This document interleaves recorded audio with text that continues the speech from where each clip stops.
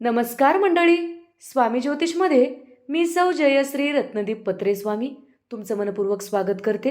तर मंडळी, आपण आजच्या व्हिडिओत मार्गशीर्ष महिन्यातला दुसरा गुरुवार या दिवशी लक्ष्मीला कोणती वस्तू अर्पण करावी, कोणत्या मंत्राचा जप करावा, त्याचबरोबर लक्ष्मी पूजा करण्याचा मुहूर्त आणि या दिवशी लक्ष्मीला कोणता नैवेद्य अर्पण करावा याविषयीची सविस्तर माहिती आपण या व्हिडिओत जाणून घेणार आहोत.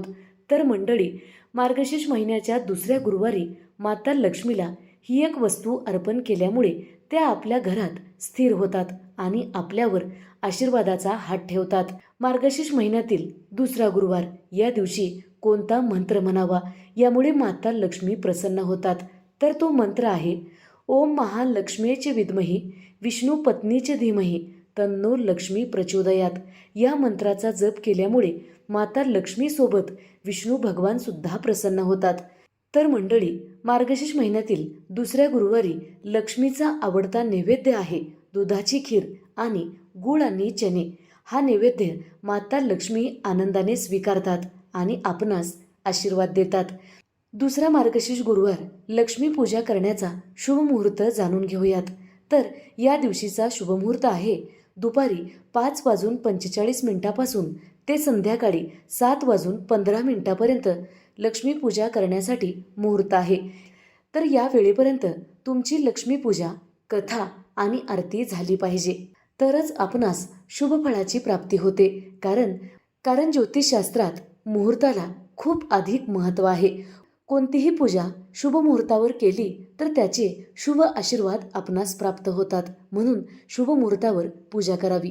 दुसरा मार्गशीर्ष गुरुवार या दिवशी गुलाबाचं फूल आणि 5 लवंगाचा उपाय आपण पाहणार आहोत. हा उपाय केल्यामुळे आपल्या घरात सुख समृद्धी कायम टिकून राहील व आपणास पैशाची कधीही कमतरता भासणार नाही. व्हिडिओला सुरुवात करण्याआधी चॅनलला सबस्क्राईब करा, बाजूच्या घंटीला ऑल करा, त्यामुळेच मी टाकलेले प्रत्येक व्हिडिओ तुम्हाला पाहता येतील. तर मंडळी, मार्गशीर्ष महिना हा हिंदू संस्कृतीत महत्त्वपूर्ण महिना मानला जातो. हा महिना श्री भगवान विष्णूला अर्पण करण्यात आलेला आहे असा पुराणात उल्लेख आढळतो. यासह मार्गशीर्ष महिना हा व्रतवैकल्याचा महिना सुद्धा म्हटला जातो. या काळात मोठ्या भक्तिभावाने व्रतवैकल्ये केली जातात. भगवान श्रीकृष्ण मार्गशीर्ष महिन्याचे महत्त्व भगवद्गीतेत सांगितलेले आहे. भगवद्गीतेत भगवान श्रीकृष्ण म्हणतात, मार्गशीर्ष हा महिना माझेच म्हणजे भगवान श्रीकृष्णाचे स्वरूप आहे. स्कंद पुराणात देखील या महिन्याचा महिमा सांगितला गेला आहे. भगवान श्रीकृष्णाला प्रसन्न करण्यासाठी, उपासना करण्यासाठी हा महिना अत्यंत अनुकूल महिना मानला जातो.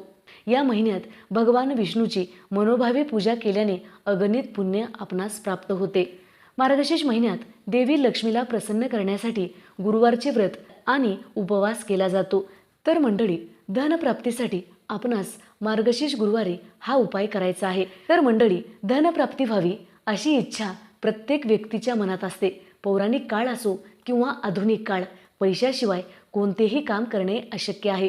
त्यामुळे मानवी जीवनात धनसंपत्तीला अनन्यसाधारण महत्त्व आहे आणि धनप्राप्ती ही केवळ महालक्ष्मीच्या कृपेमुळे शक्य आहे. महालक्ष्मीच्या पूजेसाठी मार्गशीर्ष गुरुवारचा दिवस अत्यंत शुभ मानला जातो. या दिवशी पूजा केल्याने महालक्ष्मीची आपल्यावर कृपा राहते, तसेच धनसंपत्ती व वैभव सुद्धा प्राप्त होते.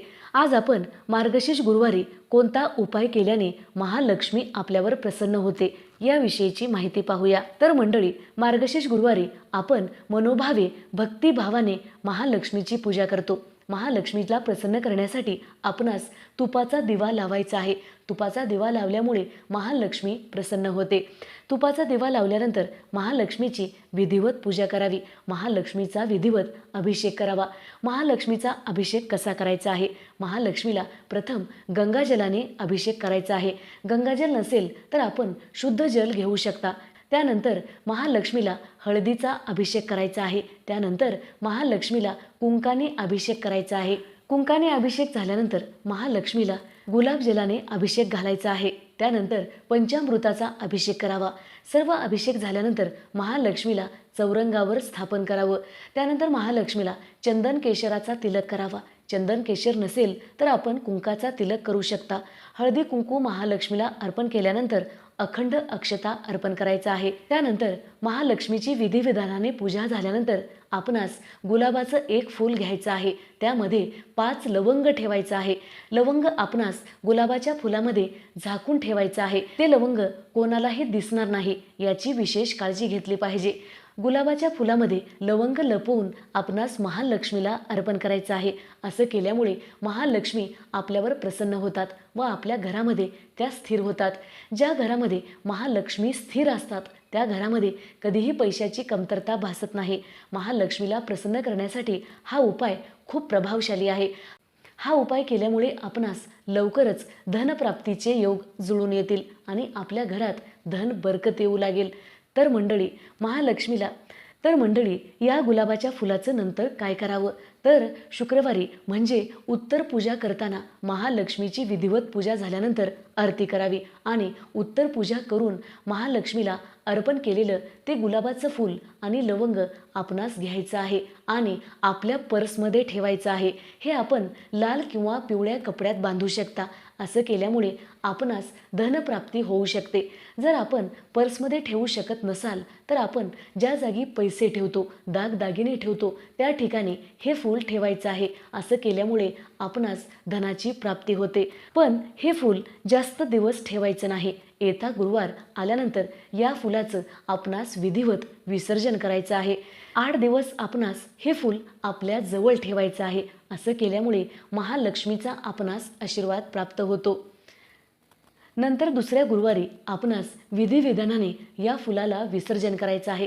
ते आपण पाण्यामध्ये जलप्रवाहित करू शकता। त्याचबरोबर महालक्ष्मीला प्रसन्न करण्यासाठी आपण अजून काही उपाय पाहणार आहोत। लक्ष्मी मातेच्या पूजेमध्ये श्रीयंत्राला विशेष महत्त्व दिले गेले आहे। श्रीयंत्र म्हणजे माता लक्ष्मीचं आसन आहे। ज्या घरामध्ये माता लक्ष्मीसाठी आसन तयार केलं जातं म्हणजे श्रीयंत्राची पूजा केली जाते त्या घरात माता लक्ष्मी धावत पळत येतात। माता लक्ष्मी त्या घरामध्ये स्थिर होतात। श्रीयंत्र म्हणजे माता लक्ष्मीचं आसन आहे, त्यावर माता लक्ष्मी बसण्यासाठी येत असतात। म्हणूनच या दिवशी श्रीयंत्राची पूजा विधिविधानाने केली पाहिजे। श्रीयंत्रावर कुंकुमार्चन करायचं आहे। श्रीयंत्रावर कुंकुमार्चन केल्यामुळे आपली पूजा लवकरच फलित होते आणि माता लक्ष्मी आपल्यावर प्रसन्न होते। माता लक्ष्मीपर्यंत आपली पूजा लवकरात लवकर पोहोचते। म्हणूनच श्रीयंत्रावर आपणास कुंकुमार्चन करायचं आहे। तर मंडळी, मार्गशीर्ष गुरुवारी आपणास फक्त लक्ष्मीचीच पूजा करायची नाही तर आपणास विष्णू भगवान यांची सुद्धा पूजा करायची आहे। विष्णू भगवानांच्या पायामध्ये लक्ष्मी निवास करते, म्हणून या दिवशी विष्णू भगवानांच्या चरणी आपणास हळद आणि कुंकू अर्पण करायचं आहे। असं केल्यामुळे माता लक्ष्मी आपल्यावर प्रसन्न होतात। ज्या घरामध्ये विष्णू भगवानांची पूजा केली जाते त्या घरामध्ये माता लक्ष्मी आवर्जून येतात। माता लक्ष्मी त्या घरात आनंदाने निवास करू लागतात। म्हणूनच या दिवशी विष्णू भगवान यांना हळद कुंकू आपणास अर्पण करायचं आहे। विष्णू भगवान यांच्या चरणी आपण 5 हळकुंड सुद्धा अर्पण करू शकता। असं केल्यामुळे सुद्धा माता लक्ष्मी आपल्यावर लवकरात लवकर प्रसन्न होतात। तर मंडळी, या दिवशी भगवान विष्णूची पूजा कशी करावी?